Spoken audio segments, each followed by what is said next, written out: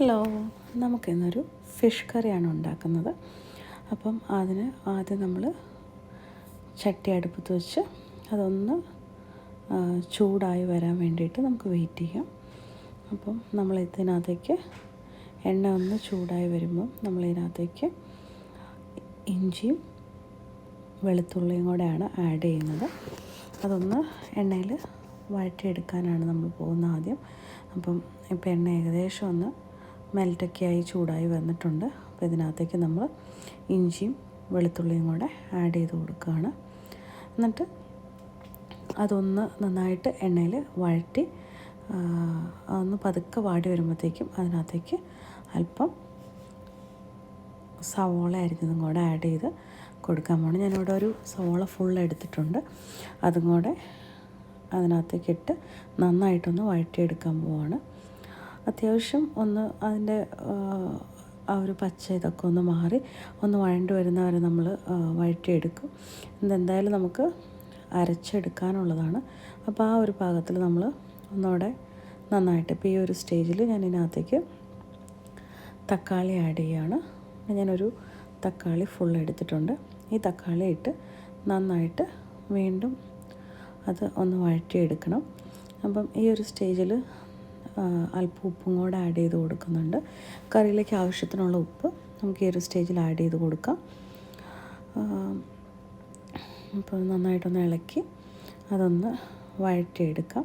അതിനകത്ത് എണ്ണ ഒന്ന് തെളിഞ്ഞു വരുമ്പം അപ്പം അതിനകത്തേക്ക് നമ്മൾ അല്പം മഞ്ഞൾപ്പൊടിയും ഒരു 3 സ്പൂൺ കാശ്മീരി മുളക് പൊടിയാണ് ഞാൻ ആഡ് ചെയ്ത് കൊടുക്കുന്നത്.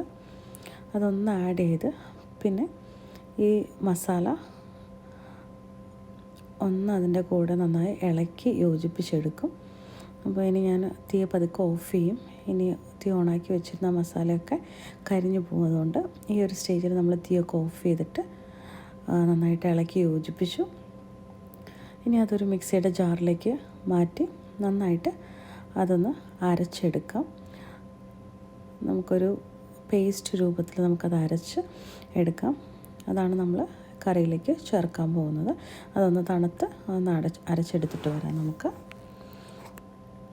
ഈ ഒരു സമയത്ത് തന്നെ ഞാൻ ഒരു 4-5 കഷ്ണം പുളി വെള്ളത്തിലിട്ടിട്ടുണ്ട്. അപ്പോൾ അതും ഒന്ന് സൈഡിൽ കുതിർന്നിരിക്കുന്നുണ്ട്. ഇനി നമ്മൾ ഒരു പാത്രം വെച്ച് വീണ്ടും അതിനകത്തേക്ക് അല്പം വെളിച്ചെണ്ണ കൂടെ ആഡ് ചെയ്തിട്ട് അതൊന്ന് ചൂടായി വരാം. അതൊന്ന് ചൂടായി കഴിയുമ്പോൾ നമ്മൾ കടുക് വറുക്കാനായിട്ട് പോവാണ്. വീണ്ടും നമ്മൾ കടുക് വറുക്കുമ്പോൾ അതിൽ ഇഞ്ചി, പച്ചമുളക്, വെളുത്തുള്ളി, കറിവേപ്പിലയൊക്കെ ആഡ് ചെയ്യുന്നുണ്ട്.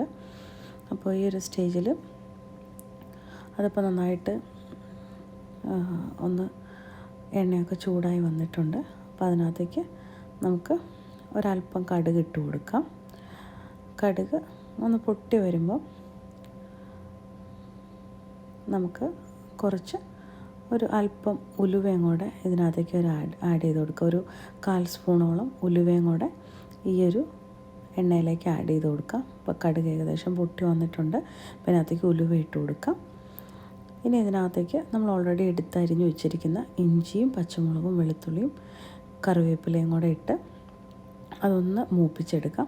അതൊന്ന് മൂത്ത് വരുമ്പം നമ്മൾ ഓൾറെഡി പേസ്റ്റാക്കി അരച്ച് വെച്ചിരിക്കുന്ന അരപ്പ് നമ്മൾ ഈ ഒരു ഇതിലേക്ക് ആഡ് ചെയ്ത് കൊടുക്കുകയാണ്. അപ്പം അത് നന്നായിട്ട് ആഡ് ചെയ്ത് അത് ഫുൾ ആഡ് ചെയ്ത് ആവശ്യത്തിന് വേണ്ട വെള്ളം നമ്മളിതിനകത്തേക്ക് ആഡ് ചെയ്യുന്നു.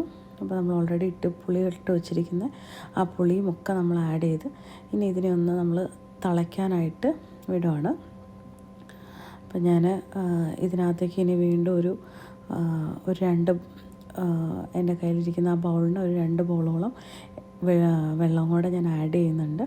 അപ്പം ആ മീൻ വേകാൻ ആവശ്യമുള്ള അത്രയും വെള്ളമാണ് ഞാൻ ഇതിനകത്തേക്ക് ആഡ് ചെയ്യുന്നത്. ഞാനൊരു 600 ഗ്രാം മീനാണ് എടുത്തിരിക്കുന്നത് ഇന്ന്.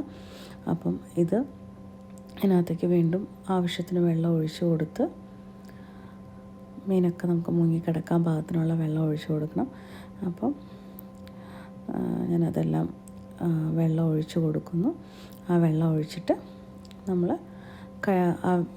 ആ ഒരു കറി ഒന്ന് തിളച്ച് വന്നതിന് ശേഷം മാത്രമാണ് നമ്മൾ മീൻ കഷ്ണം ആഡ് ചെയ്യുന്നത്. അപ്പം നമ്മളിനി അതൊന്ന് തിളയ്ക്കാൻ വെയിറ്റ് ചെയ്യണം. അപ്പോൾ അത്യാവശ്യം ഇതിങ്ങനെ പതുക്കെ ഒന്ന് തിളച്ച് അതിനകത്ത് എണ്ണ തെളിഞ്ഞു വരുന്നൊരു പാകമുണ്ട്. അതുവരെ നമുക്കൊന്ന് വെയിറ്റ് ചെയ്യാം.